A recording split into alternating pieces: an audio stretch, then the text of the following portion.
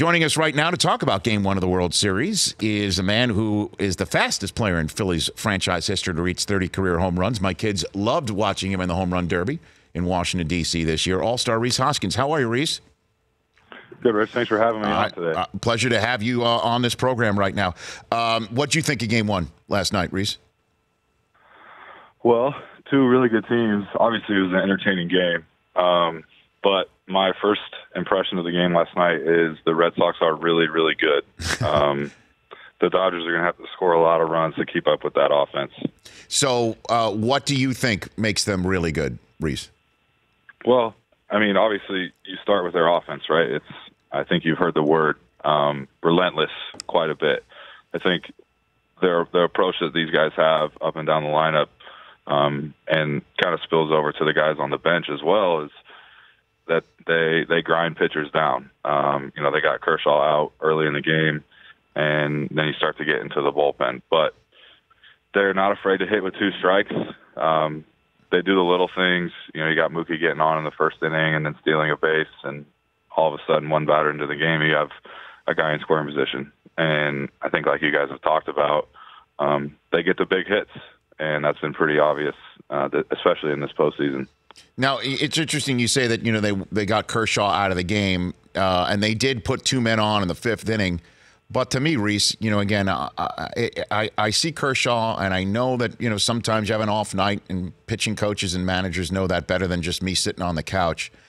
It's just beginning to drive me a little crazy that starters don't go deep into games and that bullpenning is the way of the day and lefty-righty matchups rule the moment as opposed to, it seems like, relying on the human element a little bit more. I'm wondering if you, as a major leaguer, playing for a manager who is a very analytics-driven individual, what you think about that, if you think that's an accurate portrayal of what's gone down in baseball right now. Well, I think especially in the postseason, I think especially now in the World Series, but I think these managers kind of have a no stone unturned type of mentality.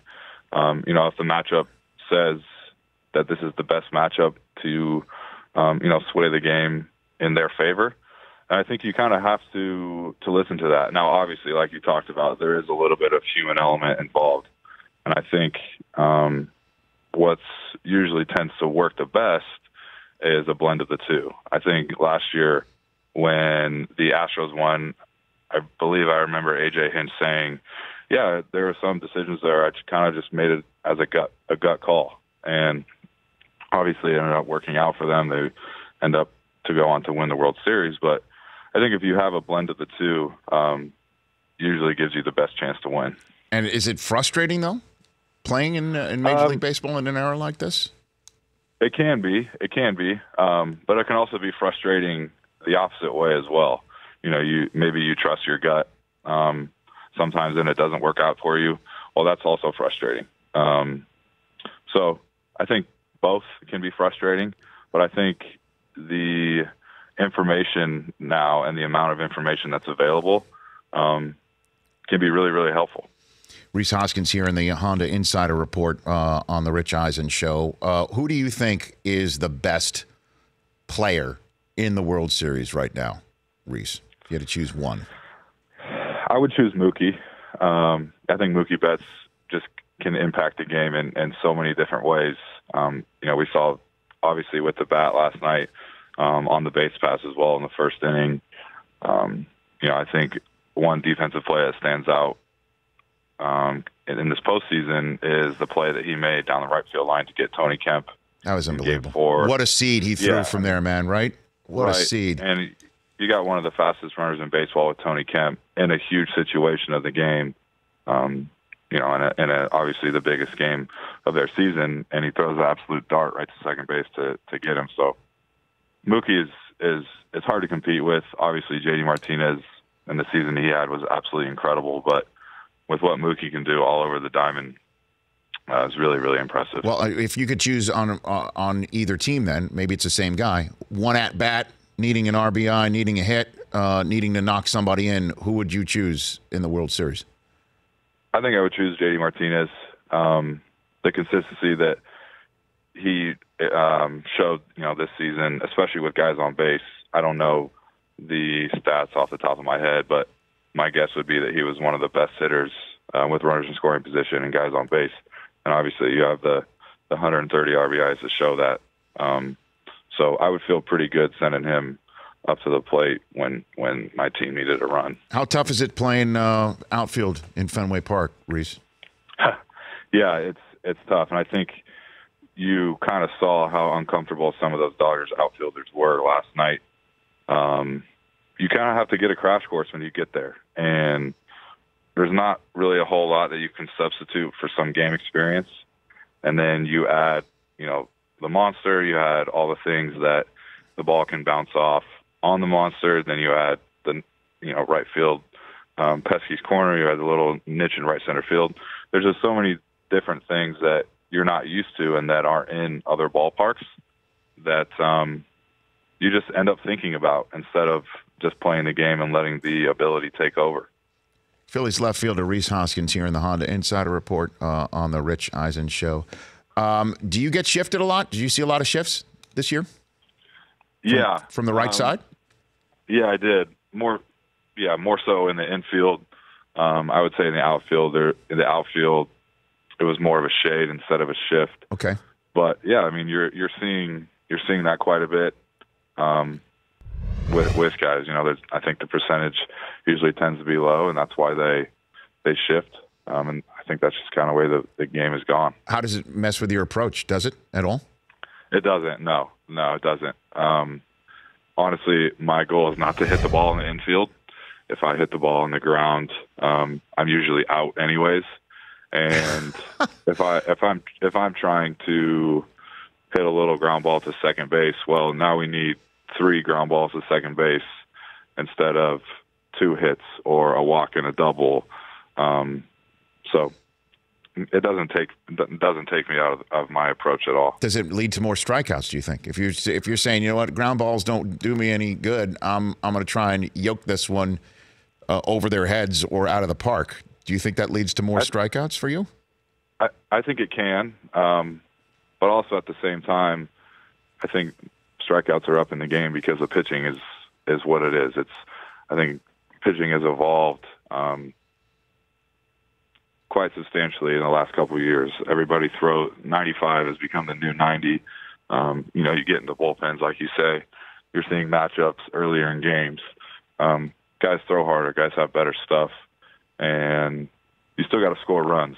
And because it's becoming harder to score runs, you got to pick and choose, what you think the best way to do that is. What if baseball, Rhys Hoskins, came up with a rule where you had to have at least 2 infielders on one side of the base?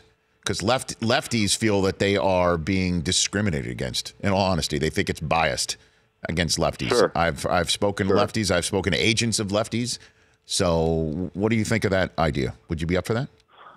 I think you're getting into a lot of gray area then. I think can you have both feet on one side of second base? Can you have one? If you start, how far can you go over on the other side? There's a lot of gray area that then becomes judgment calls based on the umpires, and bless them, bless the umpires, but their job is pretty hard already. And I think you would just end up having more disputes, and which would lead to I think a lot of negativity around the game. Are you saying that about the umpires because you want a better strike zone? Is that what that is? Are you kissing up to them right there, Rhys? Is that what you're saying? There's a lot of gamesmanship in this game. Okay, I just look. You don't get to where you've gotten right now on just pure brawn. You got to have the smarts too. You got to have the stuff as well right there. To what do you owe your early success in your career, Rhys? Just talk about you a little bit here. Yeah. I think I was introduced to the mental aspect of the game at an early age. Going back to my high school career and my college career, and the importance of that, and the importance of having an approach at the plate. But honestly, I've talked about this before, but there was a mechanical change that I made when I got into professional baseball that allowed me to kind of tap into some of the power that I have.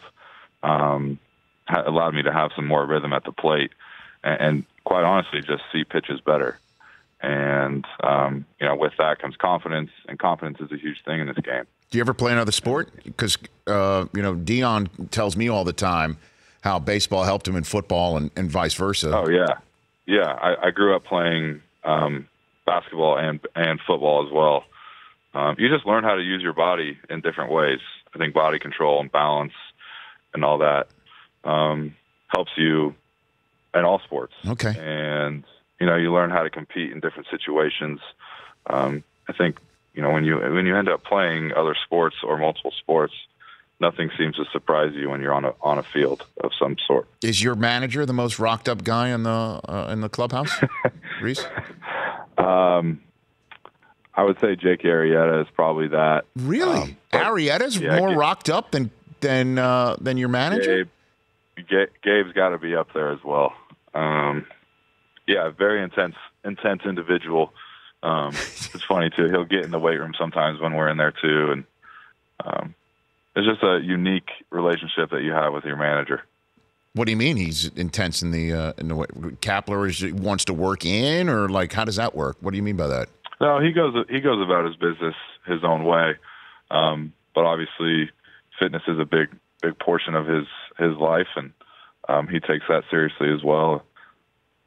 Okay, like overly seriously, like too seriously. Like I don't want to get you in trouble, but okay. No, I wouldn't say so. All right.